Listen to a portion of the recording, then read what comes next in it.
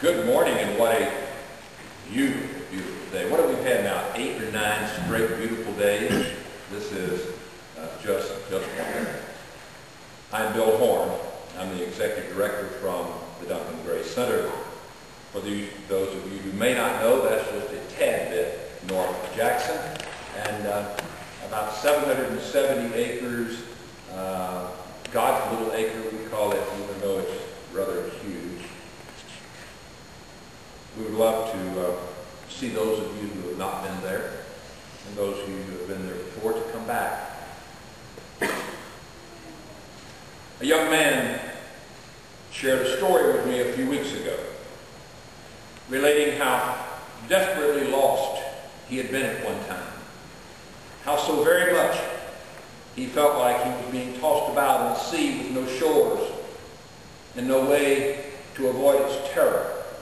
And I found in his words, and maybe you will too, places where I have been myself. He told me about the day that he dropped off his friend, closer than that, his girlfriend.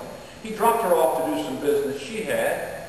It gave him a few hours, and he decided to travel not so far from the city to the boarding school where he once went. It was a holiday time. He didn't expect anyone to be on campus.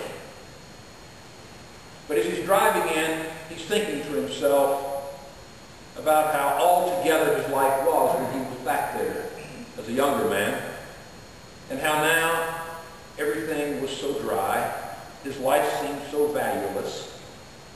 And in his reverie, he almost ran over a caretaker-looking guy in bib overalls, carrying a hoe in one hand and a rake in the other. He pulled over and asked the man, if the buildings were open, that he'd like to take a little walk down memory lane, as he told me. Well, the old man shifted the water back up from one cheek to the other, spit on the grass, and squinting up as the sun was coming down in his eyes, he said, "No, son," said, "buildings, they're all locked up. You know, these kids are going for the holidays." Well, Sam couldn't hide his disappointment. Turned and started to go to his car. The old man said, listen, son, I think we can get this one over here." And pointing to the administration building, he said, "Come on, join me." And he headed off, leaving his rakes and his hoe on the ground. It was quickly obvious to Sam that the gardener was in fact the headmaster, for it was the headmaster's office to which he led him. He introduced himself and asked Sam to sit down for a minute. And Sam told me for no reason at all, for more than an hour, he just poured his heart out to this man and told him about the darkness that was there. The headmaster listened patiently. He hung on to every nuance of the young man's movements and voice. And he finally, in his wisdom, proposed that Sam should look at entering the military as a career, with a means to also getting his education. Sam drove back to pick up his girlfriend, and on the way, he made up his mind. When she got in the car, he couldn't wait to tell her that he was going to join the Army, seek a commission, and a career.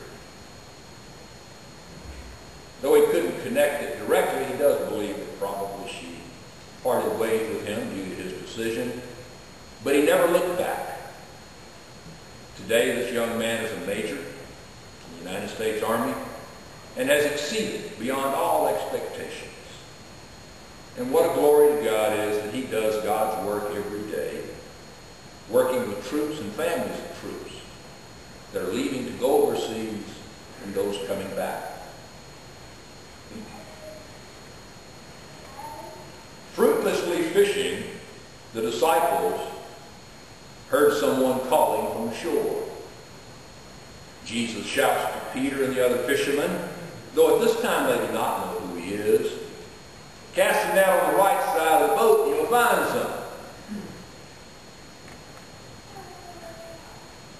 blinded, unable to see, not knowing at this time what was going on, Saul heard Jesus say, "Get up and enter the city, and you will be told what you are to do."